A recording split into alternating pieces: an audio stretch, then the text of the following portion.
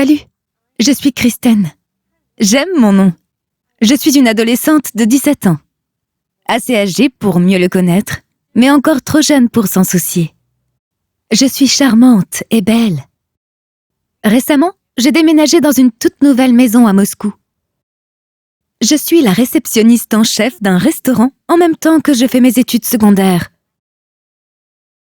J'ai atteint ce stade après avoir été victime de la mauvaise vie que ma mère adoptive m'a infligée avec force.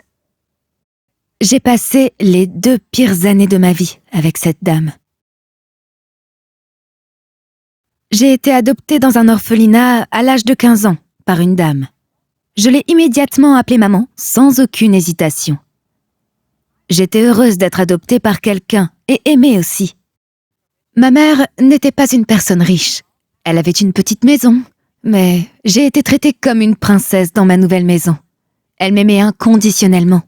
Elle a exaucé tous mes vœux. Je me suis sentie la plus chanceuse. Mais plus tard, son comportement a changé. Elle a commencé à me forcer à faire les choses qu'elle aimait et qu'elle voulait. Elle m'a retirée de l'école et a arrêté mes études. Elle a commencé à me mettre au régime, à me donner des soins de beauté. Peut-être ne faisait-elle pas cela pour ma santé et ma beauté. Elle avait quelque chose de dangereux en tête. Un jour, maman m'a donné une robe et m'a ordonné de me préparer. Je n'en avais aucune idée. Quelqu'un était venu me chercher, je ne les connaissais pas. Ma mère m'a forcée à aller avec eux. Quand j'ai essayé de m'opposer à elle, elle m'a giflé sans pitié. Je devais y aller. Mais j'avais un mauvais pressentiment. J'étais impuissante, je devais partir. On m'a emmenée dans un grand manoir. C'était un endroit riche, moderne, élégant et sans goût, opulent. Un grand homme, beau mais âgé, est venu me voir et m'a emmenée dans une chambre. J'avais peur. J'étais piégée.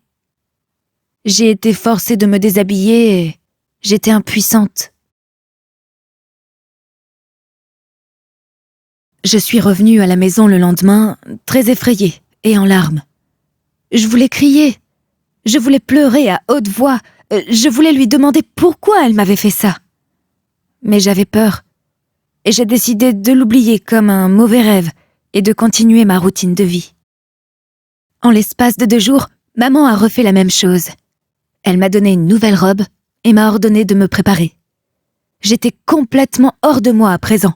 Je m'y suis opposée sans crainte et je lui ai dit que je n'irais pas à n'importe quel prix. Je ne l'ai même pas laissé me gifler. Je suis devenue courageuse pour moi-même. Mais elle m'a menacée de m'abandonner si je refusais de le faire. J'avais peur, car je ne savais pas où aller, ou, si elle le faisait, qu'est-ce que je ferais? Je ne suis pas si âgée pour prendre soin de moi. Alors j'ai accepté. À partir de ce jour, pendant les 2 années suivantes, j'ai été utilisée pour lui faire gagner de l'argent. Je ne sortais qu'avec des millionnaires, c'était une bonne source de revenus pour elle. Encore une journée comme les autres, mais cette personne riche était différente. Il m'a emmenée dans la chambre, mais m'a trouvée de l'âge de sa fille. C'était un homme célibataire qui vivait avec sa fille. Il m'a demandé mon âge et il a été choqué. Il m'a emmenée chez lui. Il m'a présentée à sa fille et il a réussi à me mettre à l'aise. J'étais beaucoup mieux après qu'il m'ait demandé pourquoi je faisais cela et qu'il ait découvert tout ce qui me concernait. Il m'a consolée. Il m'a offert un emploi à temps partiel dans son restaurant et m'a promis de faire toutes les dépenses nécessaires pour mes études. Il m'a permis de vivre dans sa maison pendant quelques jours avec sa fille. J'étais convaincue. Je l'ai appelée Ange. Plus tard, Ange m'a aidée à intenter un procès contre ma mère adoptive et elle a été arrêtée. Une nouvelle ère commença dans ma vie. J'étais heureuse et reconnaissante envers Ange.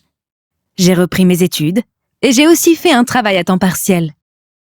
Je gagnais beaucoup d'argent grâce à ce travail et Ange m'a aidé à trouver un nouveau foyer à Moscou, près de son manoir. Ne porte pas le crime avec toi. Tu es le seul responsable de ton état, pas celui qui t'offense. N'attendez pas que la magie change votre vie. Tout le monde ne peut pas obtenir Ange comme Kristen. Battez-vous pour vous-même.